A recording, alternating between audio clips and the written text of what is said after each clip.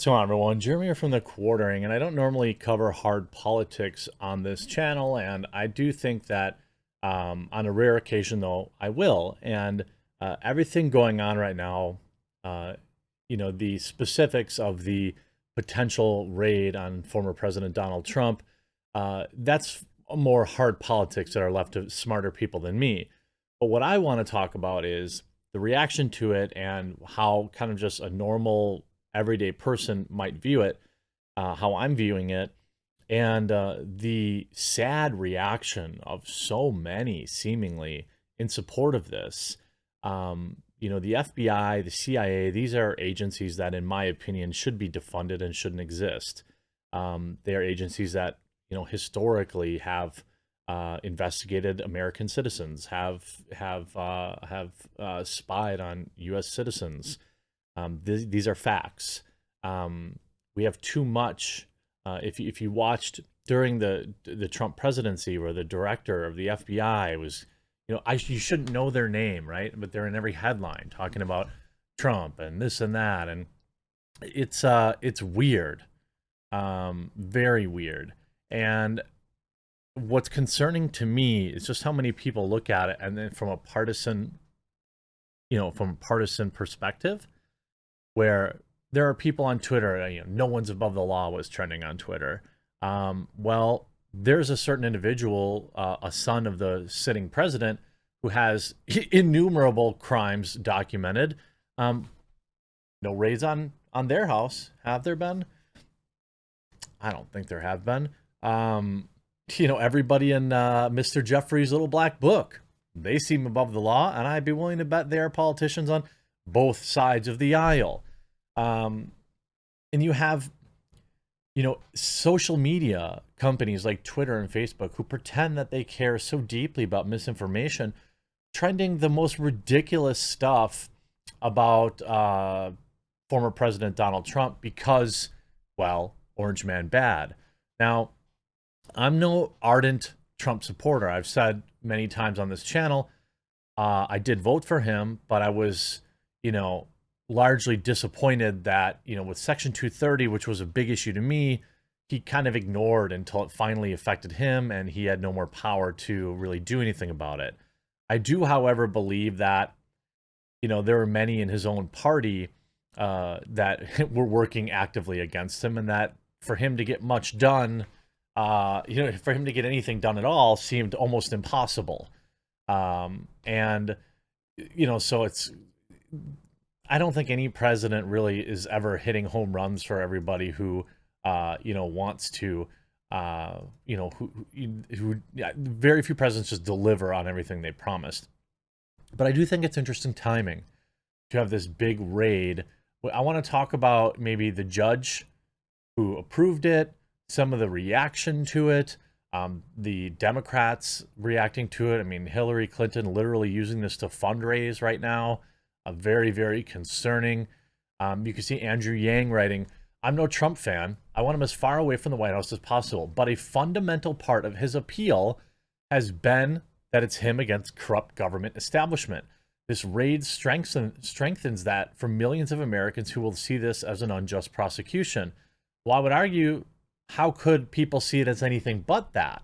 You have one side of the aisle, the TDS people, who are just convinced that they found all sorts of stuff, which from what I'm reading from his son and others, of course, they found nothing. So how else are we supposed to view it?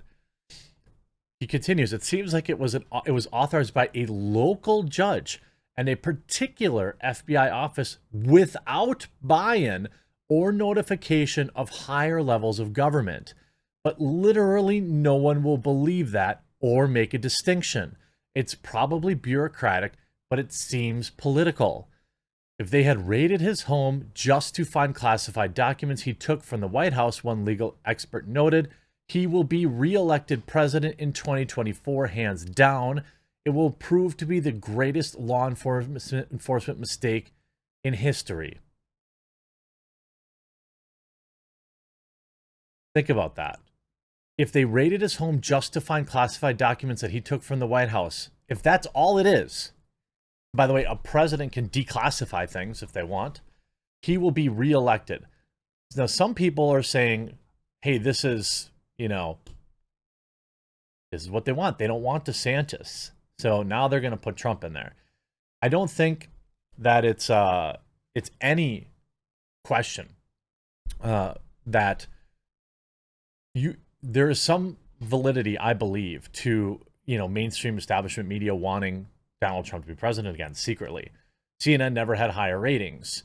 Their entire network is collapsing without him. This is just a fact. Social media, for example, while President Donald Trump was while he was president, they had unprecedented access to censor their users, to push for more control of speech. For example, all of the misinformation labels that became prominent under him as a president. This is about control for a lot of people. You see his sweep it up, Janny. The blue check marks demonstrate exactly why no distinction should be drawn. You're all crooked, he writes. He's right. You also see some of these interesting tweets about the judge. New York Post, the judge who approved the FBI raid on Donald Trump once linked to Mr. Jeffrey.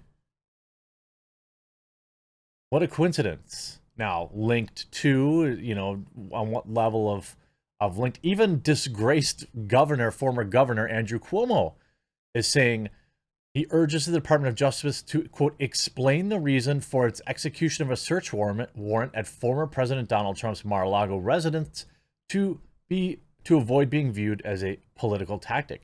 And you can see, look at Twitter, Wake Up America, Andrew Yang's tweeting. I mean, it also happens to be the very day that Donald Trump releases a doom and gloom ad about, a nation in decline. He says some things in this that I think are verifiably false, but he also says a lot of things that are very, very true. He says, something about hundreds of thousands of Ukrainians. I don't know if that number is true or not. That seems odd, being lost to Russia. But there's a lot of stuff in here that he says is true. I mean, if I didn't know better, I would think this is perfectly coordinated. And the people that are cheering for it are extremely sad individuals. The fact that anyone would be cheering for this, I mean, look at what Twitter, the big guy, obviously that's talking about Joe Biden, Wake Up America. If I look at overall trending, we've got some sports stuff, but then you got Andrew Yang, you got Mr. Jeffrey here, you got Cuomo, Hillary, FBI raid. All this stuff is going to provide, and CNN's going to love it, right? Everyone's going to tune in and hope that they can really finally put him in jail. Look, I don't know the evidence that was seen by this particular judge, but it had better be rock solid. Eric Trump says they focus on documents sought by the National Archives. Eric Trump, one of former President Trump's sons, said in an interview late Monday that their search at the father's home earlier in the day was focused on documents sought by the National Archives. Sean, the purpose of the raid, from what they said, was because the National Archives wanted to, corroborate whether or not Donald Trump had any documents in his possession. Eric Trump told Fox News host Sean Hannity, quote, my father has worked so collaboratively with them for months. In fact, the lawyer that's been working on this was totally shocked. He goes, I had such an amazing relationship with these people. Then all of a sudden, on no notice, they send 20 cars and 30 agents, he added. Earlier on Monday, the former president said that the FBI had raided his Florida estate, adding that the agents broke into his safe. He said that the raid was unannounced and called it not necessary or appropriate. It was immediately not clear from the elder Trump statement what the search warrant was focused on or what documents may have been examined. The Mar-a-Lago search was immediately criticized by Republicans, with House Minority Leader Kevin McCarthy saying on Monday that should the GOP take back the House in November midterms, his party would investigate the Justice Department. The Hill has reached out for more comment. Eric Trump reveals what was in the safe. He says, and Sean, this is what they have 30 FBI agents, actually more than that, to send to Mar-a-Lago, give no notice, not that they should have to give notice for a raid, go through the grate, start ransacking the office, ransacking a closet. And he said they broke into the safe. He didn't even have anything in the safe. It's like a Geraldo moment. I mean, look, there had better be something um in the bedrock of this. You have a lot of Republican Senator Tim Scott says American public needs to let the FBI's search and investigation play out before jumping to conclusions. No. I again, anybody cheering for this is a moron. Unless they know that if they have personal like evidence that they know for a fact, right, that there's some sort of evidence, this is bad for all Americans. It makes our country look pathetic globally. And again, if there's some sort of rock hard evidence, I mean, okay, but it sure doesn't seem that way. And there's all these TDS people cheering for it. Your Michael Rapport, I'm laughing, it's great, I'm laughing. I mean, like,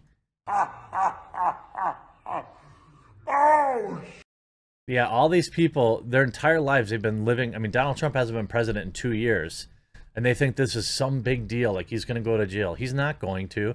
I doubt they have anything.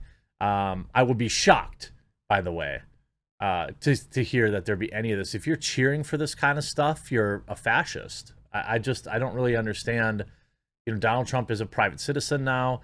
Them raiding him, it seems like they went all sorts of ways around to get this done. Obviously, you have, Clinton plugs Butter Emails merch after the FBI raids Trump homes for records.